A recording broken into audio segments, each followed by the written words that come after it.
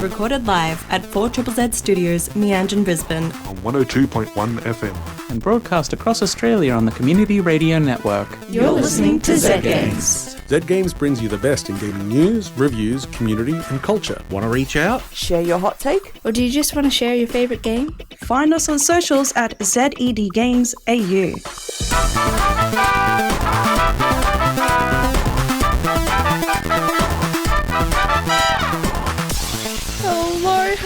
Hello. You're listening to... How dare you interrupt my hellos? You know that there are 3 hellos. Hey. And then we get to the other stuff. Anyway, you're listening to Zed Games. My name is Zahra, and with me in the studio tonight is... Hazel. And... Paul. Paul. Hello. Yes. Hi, I waited all. my You time. don't want to say Paul 3 times?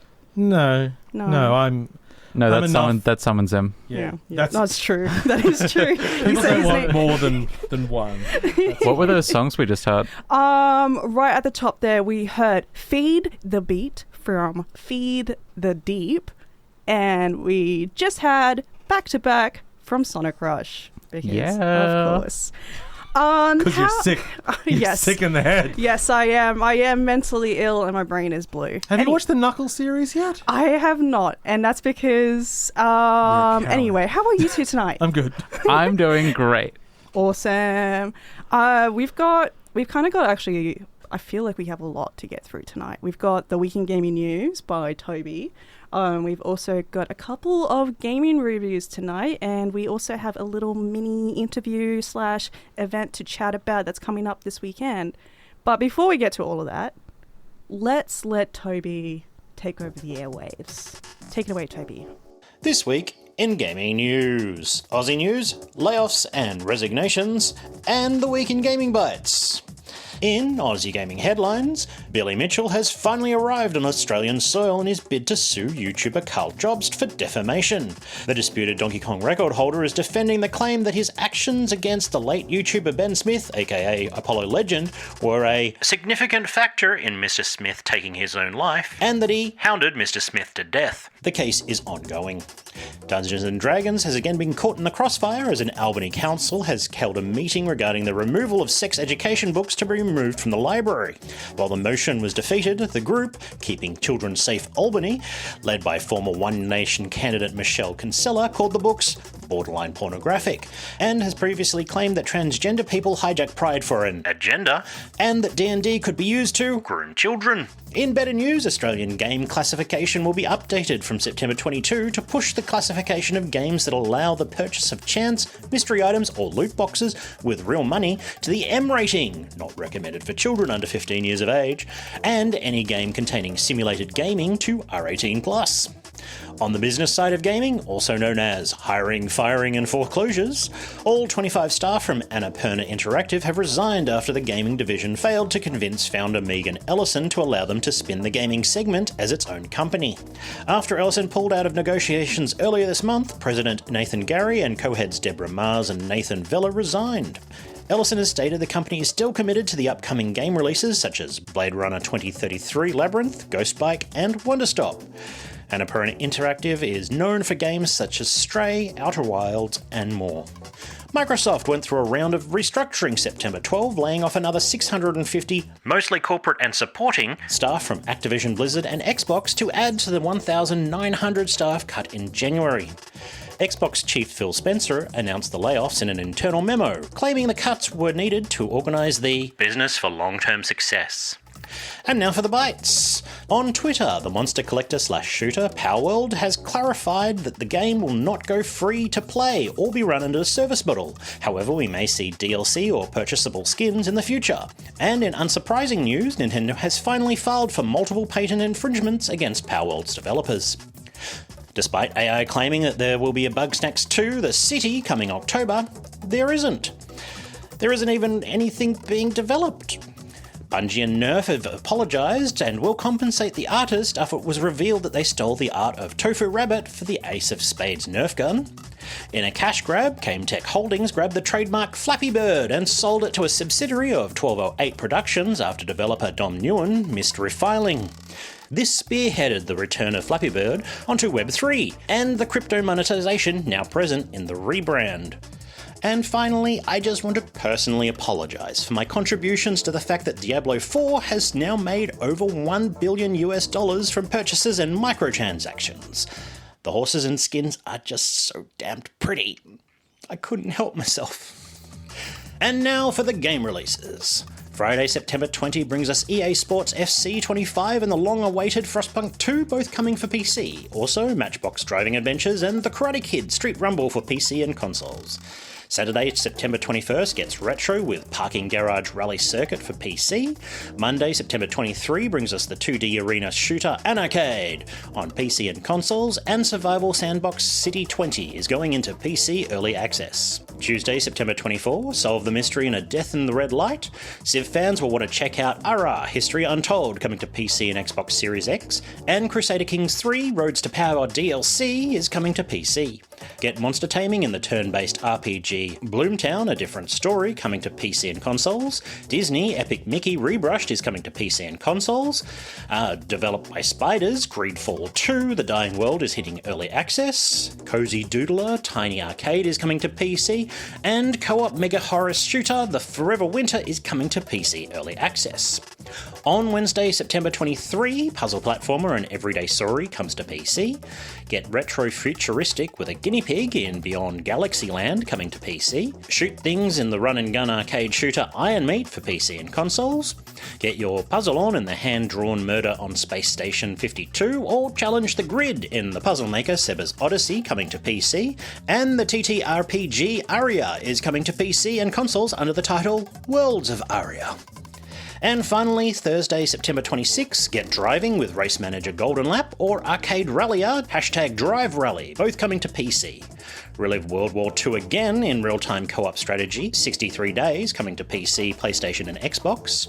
Do you like DayZ or Rust but you're a duck? Get Duckside, coming to PC. Fill the retro in Adventure JRPG, The Nameless Slay Dragon, coming for PC and Switch. And lastly, The Legend of Zelda Echoes of Wisdom comes to Switch. And that's all this week in gaming news. Holy dooly, that's a lot in this week in gaming news. Thank you so much for all of that, Tobi, especially all those upcoming game releases. If there's a game that you're looking forward to, feel free to text in to 0420 626 733 and let us know what that game is. While I'm at it, I want to give a shout out to Alaya from Byron Bay for subscribing.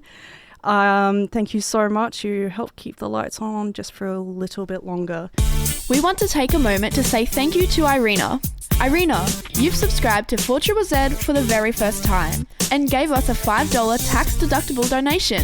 That's amazing. Maybe you've only just stumbled across us on air, or maybe you're a long-time listener who finally decided to take the plunge and subscribe. We don't know for sure, but what we do know is we owe you a massive thanks for helping us keep our lights on. Thanks, Irina.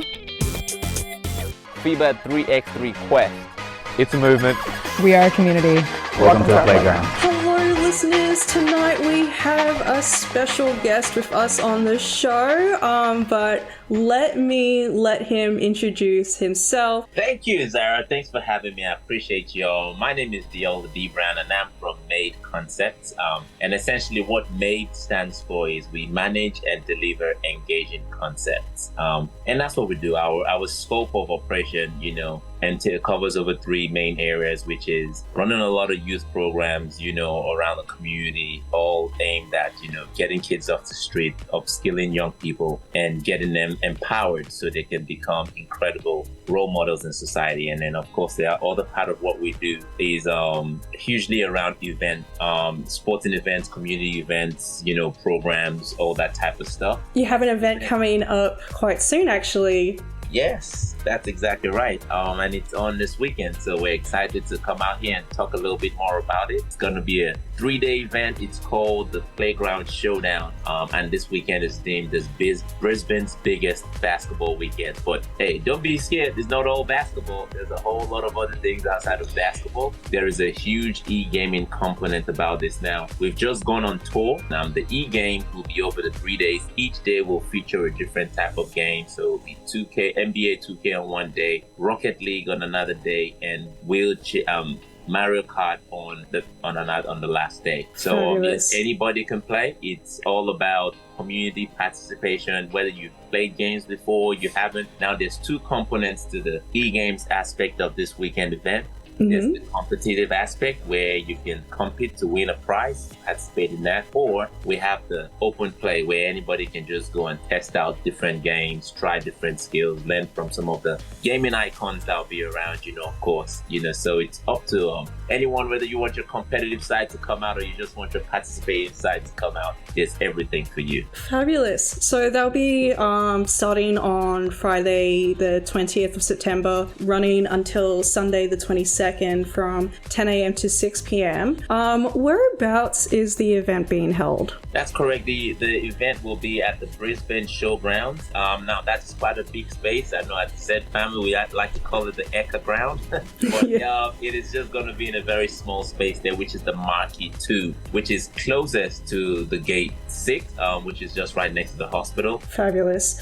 Now, so eGames runs from 12 p.m. to 4 p.m. daily, but there are other things to check out, isn't there? This is a family-friendly event. The whole family can come down and be a part of this, where the kids can be playing basketball, the dad can be playing e-games, and the mom will be running around in the box fit ring or activation. So there's actually something for everybody. Definitely looking forward to it. Don't forget, we are a community.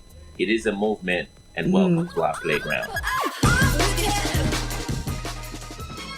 Sick of carrying your boombox everywhere you go, but miss your beloved 4ZZZ shows when you leave it behind? Get the Community Radio Plus app from your phone's app store now. It's 15% smaller than the average app and packed with at least 500 times more attitude, 500 times more independent journalism, 500 times more local and Aussie music, 500 times more representation of subcultures. Download Community Radio Plus and save 4ZZZ and Zed Digital as favorites using the little red heart icon now. But wait, there's more. If you install Community Radio Plus in the next 5 minutes, you'll get a free dose of warm inner glow. Get Community Radio Plus from your app store now. Paul? Hello. You have a review for us. Yeah. What review should I do? The one that I said I would do? The one that you said that you would do. Cool. Please, okay. Please and thank you. Unless, what do you have a surprise review? No, I can do. I'm always playing lots of stuff. What's the music has to go? Can we acapella it? Something like, I think I know it. Yeah, let's go. Boom, boom. Here's a review about a game made in Brisbane by some lovely fellas and ladies. I assume. I haven't checked the makeup of the team. But, it's generally a hopefully diverse lot. Anyway, I'm talking about The Plucky Squire by All Possible Futures. This comes from a few people, some of the people behind Swords of Ditto, but it's published by Devolver Digital.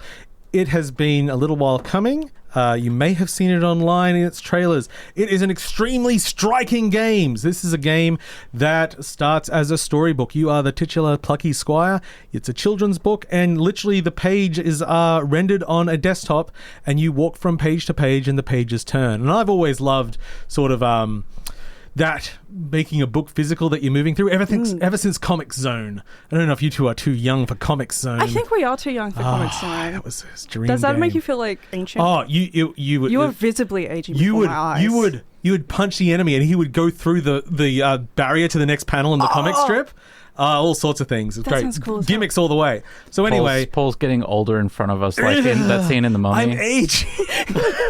Let me tell you about the Commodore 64. Anyway, So Plucky Squire, you go through there, and then after a sort of brief interlude, it becomes apparent that people inside the book know they are in a book, and the bad guy has become aware of this, and he decides to cast you out, and he gives you a and he throws you out of the 2D plane of the book into the 3D world of the desk around you. Now striking the game where now you can explore a 3D world surrounding the book itself, and then also other things. Currently, Zahra and Hazel are watching a trailer where you are interacting with a Magic the Gathering card who you've gone to try and source a piece of equipment. Aesthetically, this game is absolutely incredible. It moves from style to style seamlessly. You'll find you'll bring in an element from another art style into this art style, and they'll just put them together. Sometimes you move to a different genre and your character changes its design and stuff like that. The 3D and the 2D both control very well, and it's just really wonderful moving through and discovering new things. Now, I'm taking a little bit of a sour note now. That then this is partly when you see the promise of a game and it's not necessarily what you want. So to me, this was a promise of exploring this large overworld and coming back, going and collecting things, maybe a bit Metroidvania or not. It's not. It's an extremely linear, quite prescribed game. Puzzles are straightforward. They have a solution. There's a few fun things you can do. I found... so one of the things in the game is that there's words on the pages, and often you can dislodge those words, pick them up, and exchange them with other words. It's a gimmick we've seen in a few other games recently. But, you get a few extra achievements for turning a bunch of things into cheese, because that's fun. Achievements? Yeah, it's cute and it's great, and everything's really solid, but it doesn't necessarily rise above its concept. Its concept is great. Everything about it works. One of the first minigames you have is Punch Out. And that's just the only time you ever play Punch Out. So why did you build this system to use it once? You could have done a bunch of Punch Out and had fun with it. Just for there's some bobble that you hit at some point of the game. Again, you just do it once and it's done. It sounds like your problem with the game is not that it's a bad game, but that there were missed opportunities for it to be an even better game. There's a lot of missed opportunities, and it's the combat is incredibly simple. Now, here's the thing. When I was playing the preview, so I've come to terms with this, but at least you expressed my previous despair. Where I was playing the preview, and I was playing it in the normal mode, which is the hard mode, because it's just adventure and storybook mode. And I'm like, oh, this is a kid's game, isn't it? I mean, it's bright and colourful. It's about a children's book. So kind of obvious. But the thing is, there are so many things in there that adults will enjoy. And honestly, a lot of even though I said the combat's simple, when you get to the minigame stuff, some of that can be quite hard, to the extent there's just a skip minigame button if you hit the start. So I think a lot of kids will actually get hit up on some of those, but it's not quite enough meat. I was sort of saying before, I was playing the game before the show, I was saying look, I just do my spinner's cack because the entire attack is iframes, so nothing can hurt me while I'm spinning. So I just win the game by doing this attack. Okay. Yeah, stuff like that. So it's, and also being when it goes into 3D, because you are navigating a 3D environment, but you're still from a top-down camera that's tilted a little bit, it means you often have to come towards the camera, but you cannot see that direction. So sometimes finding collectibles and where a platform might be, it's a little touchy. So I'm sounding a bit negative here. The game is wonderful, and as I say, the art style is incredible. The way it mixes between things, the genres you hit, I've mentioned a few, but there's shmups, there's puzzle games, there's all sorts of things there. But I do want for more. Which is it's a mean thing to criticize something for. It's sorry, I don't think you're brilliant because you could have given me more. I feel like Paul is you've never been given satisfied. this sort of a platter of bite-sized meals. Yeah, and none of them are particularly meaty, and that's its major falling. As something to play just because since it's linear, it's not particularly that long. It's about 10 hours. My time's a lot longer because I played the preview as well, which I then had to replay half the game when the real game came out.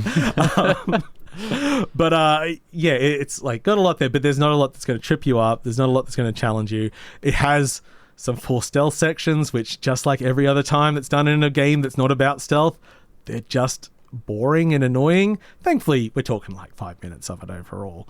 But looks great, sounds great. Plays very solidly. All the basics are there. It's got some really good imagination. The way you get new ways of manipulating the book, because not only can you jump out of the book and turn the pages to go to another scene, you can eventually start doing other things to the book. It's got a lot there, but as I say, I would have liked a bit more meat to the overall thing. That said, sometimes I just wish I could give a score. I'd still give it like an 8.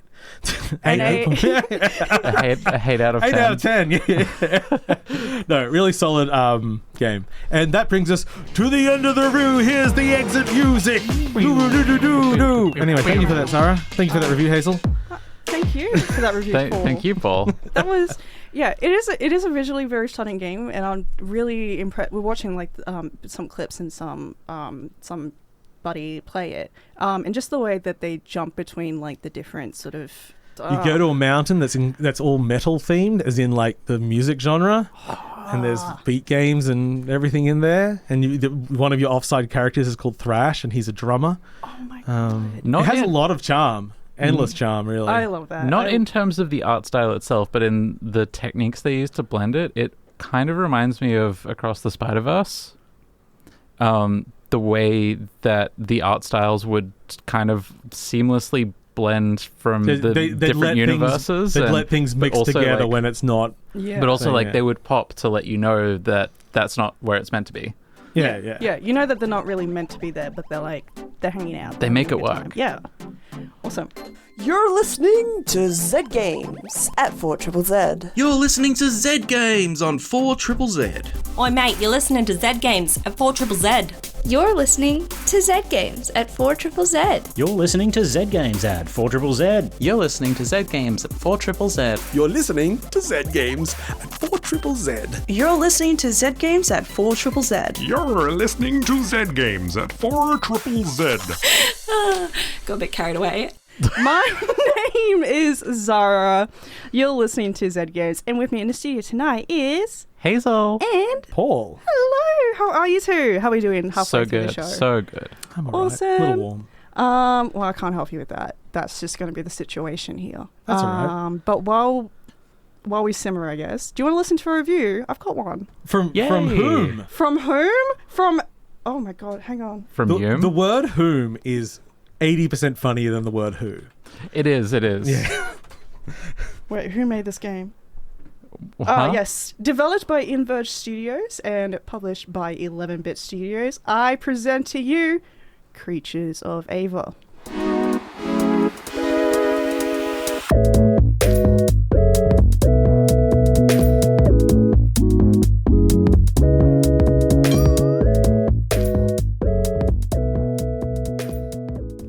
What if all of those alien abduction stories are actually alien conservation stories? What do you mean, if? Like, just... I mean, if I was an alien, I would be trying to conserve things on Earth. Yeah, like, alien anthropologists or biologists come over to Earth and they see the situation here and they're like, it's getting a bit hairy here. We should grab some genetic samples. Grab the best samples, musk. Few critters so we can, like, preserve it.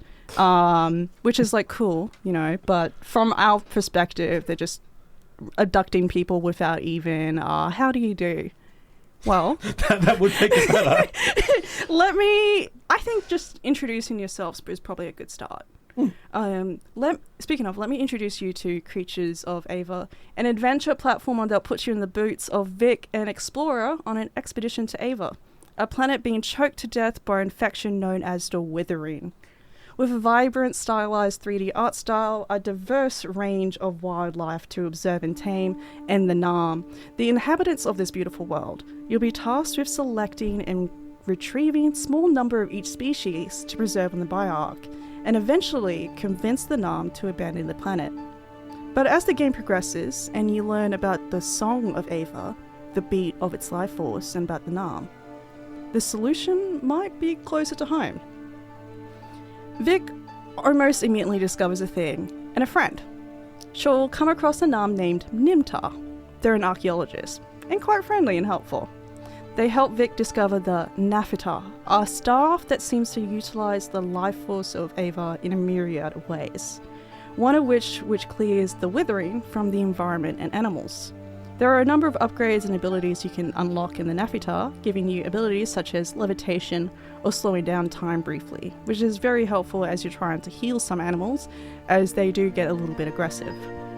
The Nafitar is pretty powerful, but Vic won't have a chance of taming the animals enough for transport until she learns to play the flute. Music is quite important to the Nam and to the world of Ava. It's how they share stories and knowledge, spread news, and interact with the harmony of the world. After a quick lesson, you'll need to spend a bit of time learning the song for each species. You play the tune right, and the animals will be more willing to work with you. Through song, you can guide them and use their unique abilities so you can explore areas inaccessible to you and solve puzzles. You can pet the critters too. They each have their own petting animation, so please take your time exploring that. Can I just ask you something? Yes. Because the features you've described so far have filled my head with the image of going into bullet time so that you can play the flute to a rabid dog to calm it down and cure it of rabies. Well... And then it becomes your friend afterwards. A bit, yes, except the bullet time doesn't happen until you press the bullet time button. In which case, then the critter's like, I'll stop biting you for like 2 seconds while you clear this disease from my body. Mm-hmm. And they will chew on your ankles. They will chew on your ankles. They'll spit sap on you. It's just, it's nasty. Yeah, it's not fun. What I think about the whole time she's talking is every time she says creatures of Narn, or I go garlic naan. And of course, Yum. once you've tamed the animals, you can string them along like the Pied Piper onto your bio arc. As you can imagine, music is a pretty important part of this game. The soundtrack is quite beautiful and uniquely themed to each biome you come across and the villages you find. I found myself immersed in the grasslands and moved to the jungle, and that was a completely different tone, making me feel like the music is growing around me. The key parts of dialogue in most cutscenes are voiced, but a large amount of information is given via text with subtitles. Playing the flute will give you a wheel of notes you can use to play the flute, and you'll have to listen carefully to match the song of the creature. But you are also given visual cues as well, indicating what notes you need to play and the length and pattern of each note. To be honest, this would be a really cutesy but shallow game if it wasn't for the Nam and the interactions with them. They're a bit owl-like in appearance, at least to me, and half of them don't seem to care for humans at all. They're straight up rude. There were scientists on Ava previously, and they did not have the best relationship with the locals. You know how sometimes ethics isn't really considered when carrying out experiments? Yeah. The rest of the Nam might be curious and even charmed by Vic and humans. In infantile, like, they treat think you like you're a baby. cute. They think you're cute. a baby. And they just don't get why you're running around doing all this work when you could be relaxing playing the flute. You're doing important work, but the Nam are also doing the work important to them and their culture. But your guide, Nimtar, and you're to act like the bridge between the two cultures. Humans want to ship off the people and critters off this planet because of a disease. The Nam don't want to leave and seem to be quite content to ignore the disease. It's interesting exploring how Vic learns the ways of the Nam and of Ava, and how that influences her to become more emphatic and willing to listen, giving her the same response in return. So it's less about abducting critters without even a how do you do, and more about, hey, let's sing about what we can do to save the planet. Yeah, that all being said, as beautiful a game as it is, personally, I don't really have any criticisms with it, except for the fact that it did crash a couple of times when loading into a new zone. But when the game didn't crash, going into a new area of the game was beautiful. You would come out onto this cliff and you'll get this perfectly sort of curated scene of the environment that you're meant to explore. And there's a lot of cool moments that they do with that, just sort of like guided cinematic moments where they reveal the big creature for that biome. You're just playing on PC? Yeah, I've been playing on PC. Believe it's also available on Xbox, Series X and X. That's pretty much it, actually. Yeah. Yep. Yeah, a very beautiful game.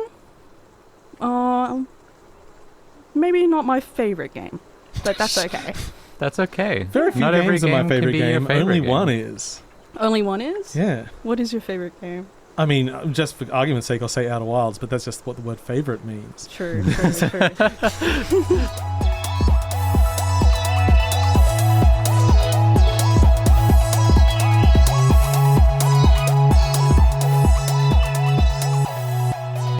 The Weekly Dose of Science on 4ZZZ is now available as a podcast. I learned that you can hear the difference between different water temperatures when they're poured. I'm going to pour one after the other into a different glass, and you have to tell me which one is which temperature. I've got a hot and a cold. Right, here's the first one. Any thoughts? Yeah, I'm saying cold. It sounds cool. Yeah. Yeah? Okay. Here's the second one.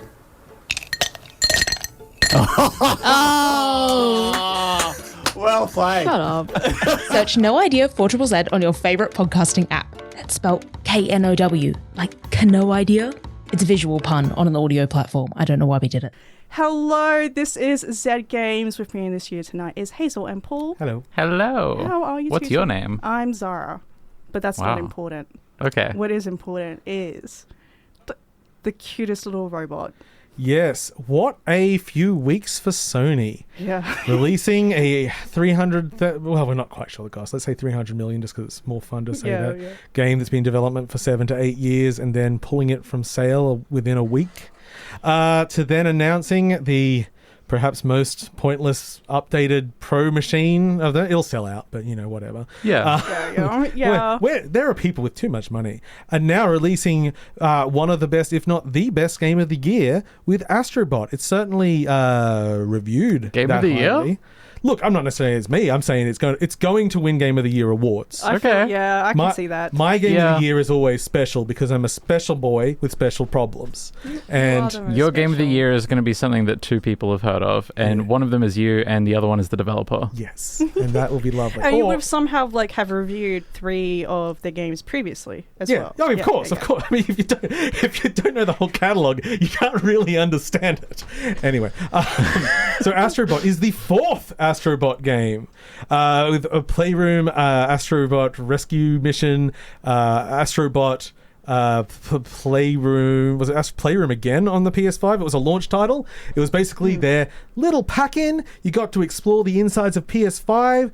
It was a little Mario game. It took like 2 hours to beat. It was wonderful. And everyone said, hey, wouldn't it be great if you took Team Asobi, who is this smaller Japanese developer that Sony uses sort of for like in-house research development? So they all the gimmicks that they pack into their stuff, Team Asobi will be like working on and working with them and making sure they're integrated properly. So now they did let them make a full game, and it means there are now 2 games that use the features of the PS5. Whoa. Yeah, the pack-in free game and now Astrobot. Everything else has just been kind of a PS4 game. It looked a bit better. Just sort of like, oh yes, the controller also does things. Yeah. So the big question... I'll be honest, I've tried using the adaptive trigger controls on racing games. Yeah. And I do not like the force feedback at all. It feels terrible. Oh, we'll have to try you out on Astro because this is top tier stuff. Okay. So the question is is this Sony's Mario? To which I answer, no. Is it as good as Mario games? Yeah, probably. It's just a little bit different. So at first, basically my big takeaway at the beginning, and I'll start with the negative because there's not very much of it, was that the game didn't really offer much of a challenge. All it was really fun and beautiful and jaw-dropping. But it wasn't very challenging. You would like to be challenged. I sense a theme. Yeah. But it did bring that challenge, not so much in the main game, which is just fun to go through, but in the side missions, in the challenge missions, that stuff is like the more abstract levels you'll get in a Mario game where they actually give you a specific challenge. And what is not in there currently, what will be coming into a patch soon, is the speedrunning mode, which I know a lot of people are addicted to with the first game, and it will lend itself to it very well because there's just... Here's a thing that's going to take you 30 seconds to do. Now do it in 29.9991 seconds. And you go, I can do it. And there'll be people who will be like, I can do that in 12 seconds. Once those leaderboards get in there, that gets you. So, overall, okay, you're Astrobot, you're flying on your completely sickening marketing ship, which is just a PS5. An alien comes... Is it a PS5 Pro? No, it was. I don't know if they'll patch it in either. Wow. Anyway, we get to it. So yeah, it's a going level to level, go galaxy to galaxy. They're linear levels. It's not like a Mario Odyssey where you're exploring. You're just going level to level. There's bots to collect. All the bots are themed like other characters from Sony games. And the cool thing is when you get to the end of a world, you'll get a specific Sony character. And the last level of that world, you will play with the powers of that character. So we listened to the God of War theme before, the Astro God of War theme. You will have a level where God of War, you will use the frost axes and everything through it. Nice. It's really satisfying. And sort of the weirdly, the big gimmick of the game, I mentioned before the show, is that a lot of the areas just have lots of stuff everywhere. And it doesn't do anything to gameplay. It's just because the haptics on the controller do something when you touch something. So when there's hundreds or thousands of things around you, it goes, and it feels nice. And that's the whole game. The whole game is about feeling really, really nice and getting there. It's, it's just an incredible lot of fun. I played through it with a 4-year-old. Yeah, I'm sure that made it fun. And when it was too hard, he handed it to me. Nice. Great. Fabulous. All right, if you're needing something to play with your kid, Astrobot is probably it. But that's all we've got time for tonight. I just want to say thank you all so much for listening. Have a lovely time and goodbye. I love you. Goodbye. Bye. Thanks for listening to Zed Games. If you'd like to listen to more, you can find us on the Community Radio Plus app or find us on socials at Zed Games AU. See you next time.